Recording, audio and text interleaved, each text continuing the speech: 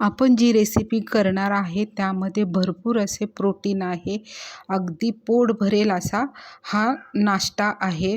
लहान मुलांना तर घरी खात नसेल तर अशा पद्धतीने जर आपण हा बनवून दिला, शाळेमध्ये डब्याला दिला किंवा ज्येष्ठ नागरिकांना हा नाश्ता आपण दिला तर त्यांना भरपूर असे प्रोटीन मिळेल.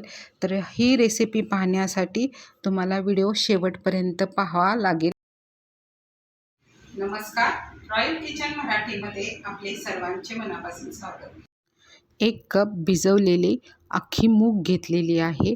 आता ही मूग मी रात्री भिजायला टाकली होती, सकाळ उठून डबल झालेली आहे. आता मिक्सरचं छोटं भांडं घ्यायचं, त्याच्यामध्ये हे मूग टाकून घ्यायचे आहे आणि त्याच्यामध्ये थोडंसं पाणी टाकून घ्यायचं आणि मिक्सरला ग्राइंड करून घ्यायचं आहे. आता त्याची छानपैकी पेस्ट तयार करून घ्यायची. हे बघा, अशा पद्धतीने आपण बारीक करून घेतलेली आहे. आता एक बाउल घ्यायचा आहे, त्याच्यामध्ये हे सर्व पेस्ट टाकून घ्यायची आहे. आता भिजवलेली मूग याच्यामध्ये सुद्धा भरपूर असे प्रोटीन असतात आणि शरीराला ते खूप फायदेशीर असतात. आता हे पूर्ण टाकल्यानंतर आता त्यामध्ये काय टाकायचं तर 1 कप मूग टाकले तर अर्धा कप काय टाकायचा, तांदळाचं पीठ टाकलेले आहे, अर्धा कप बेसन पीठ टाकलेलं आहे आणि अर्धा कप ज्वारीचं पीठ टाकलेलं आहे. याच्याऐवजी तुम्ही बाजरीचं पीठ टाकलं तरीही चालतं किंवा नाचणीचं पीठ मिळतं तेही टाकलं तरीही चालतं. आपल्याला मस्त असं पौष्टिक नाश्ता बनवायचा आहे. आता ह्यामध्ये बारीक असा चिरून कांदा टाकलेला आहे आणि त्यामध्ये 2-3 अशा मिरच्या बारीक चिरून टाकलेल्या आहेत.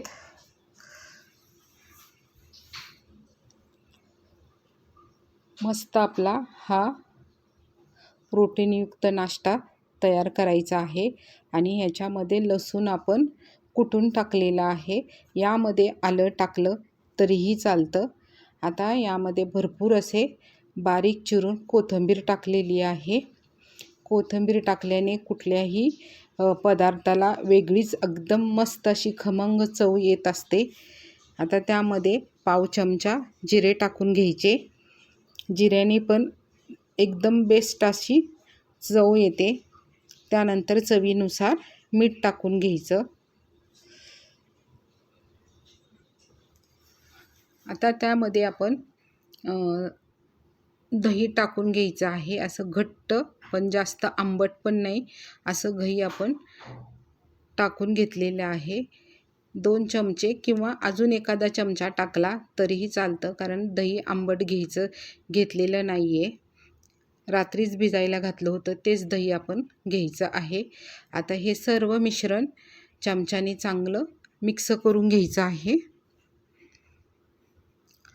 पूर्ण एकजीव करायचं. आता हे जेवढं आपण दही टाकलंय ना त्याच्यामध्ये चांगलं असं मिक्स करून घ्यायचं आहे आणि आपण जी अख्खी मूग मिक्सरमधून बारीक केलेली आहे ते पण ओलसरपणा आहे, त्यामध्येच हे सर्व आता पहिल्यांदा मिक्स करून घ्यायचं आहे. आता एकजीव झाल्यानंतर आपल्या मिक्सरमध्ये थोडंसं पाणी राहिलेलं असतं, त्यामध्ये थोडंसं पाणी टाकून 1-2 चमचे असं पाणी टाकून त्यामध्ये टाकून घ्यायचं आहे आणि एकसारखं बॅटर चांगलं फेटून घ्यायचं किंवा चमच्याने चांगलं मिक्स करून घ्यायचं आहे. हे बघा, अशा पद्धतीने छानपैकी मिश्रण एकजीव करून घ्यायचं आहे. आता हा मी जे पौष्टिक नाश्ता बनवत आहे हा माझ्या घरी नेहमी केला जातो, कारण सगळे पीठ आपल्या घरी अवेलेबल असतात.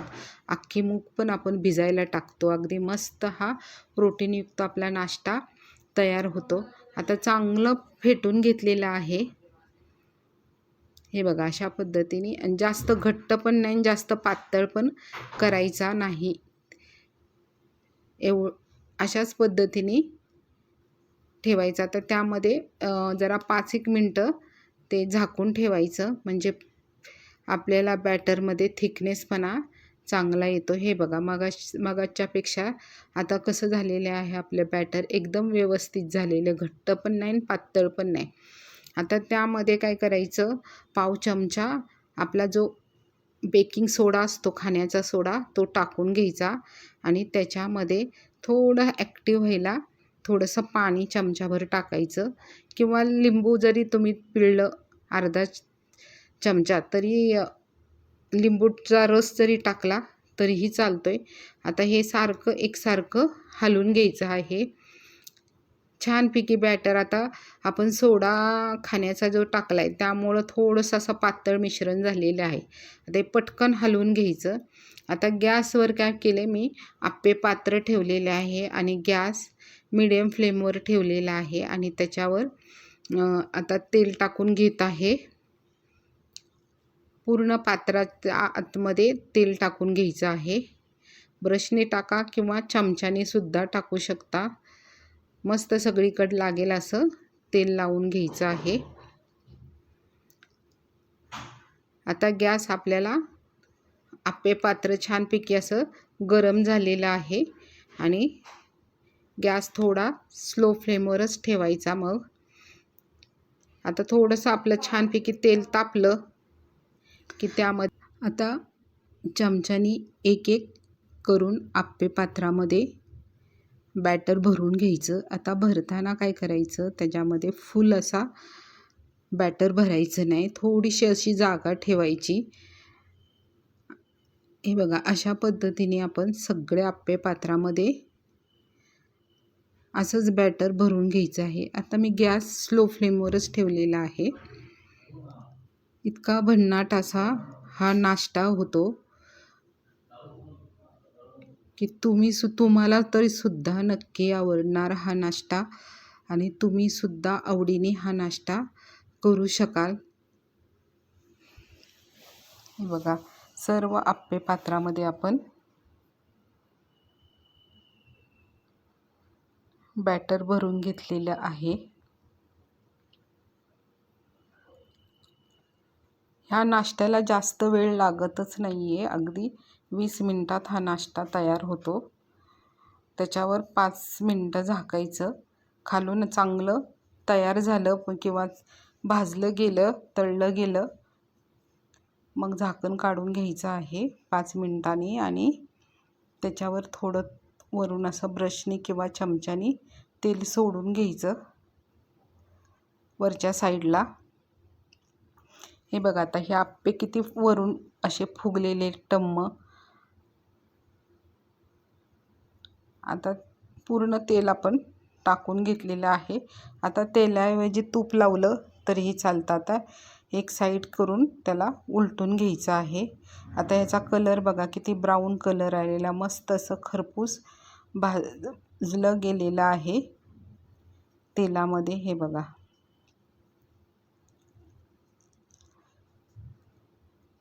सगळ्या साईडने आपण सहज निघते.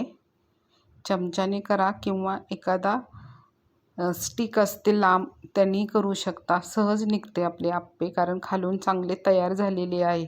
आता पूर्ण एक साईड पलटून घेतलेली आहे आपण फॉगनी. आता हे 2 मिनटं किंवा 3 मिनटं पुन्हा झाकून ठेवायचे. आता 3 मिनटं बघा काढलेले आपले. दुसऱ्या साईडनी पण छानपैकी तयार झालेले. त्याचा कलर बघा किती ब्राऊन मस्त असा आलेला आहे आणि हे चवीला तर अप्रतिम असे आप्पे लागतात. आता एक एक करून आपण सर्व आप्पे काढून घेत आहे. आता अशाच पद्धतीने आपण सर्व बॅटरचे आप्पे तयार करून घ्यायचे आहेत. तुम्ही पण ही रेसिपी घरी ट्राय करा, तुम्हाला नक्कीच आवडेल आणि तुम्हीही आठवड्यातून 2-3 वेळा तर नक्कीच कराल. लहान मुलांच्या डब्याला तर आवर्जून द्याल तुम्ही. आता हे आप्पे आपण हिरवी चटणी किंवा दह्याची चटणी किंवा लहान मुलं असेल तर त्यांना टोमॅटो केचप बरोबर सुद्धा हे आप्पे आपण खाऊ शकतात. आता हिरवी चटणी किंवा दह्याची चटणी आपण तुम्हाला हवी असेल तर कमेंट्समध्ये सांगा, नक्की आपण ही चटणी शेअर करू. तुम्हाला ही रेसिपी आवडली असेल तर प्लीज एक लाईक करा, सबस्क्राईब करा, म्हणजे छान छान रेसिपीचे नोटिफिकेशन येईल. धन्यवाद.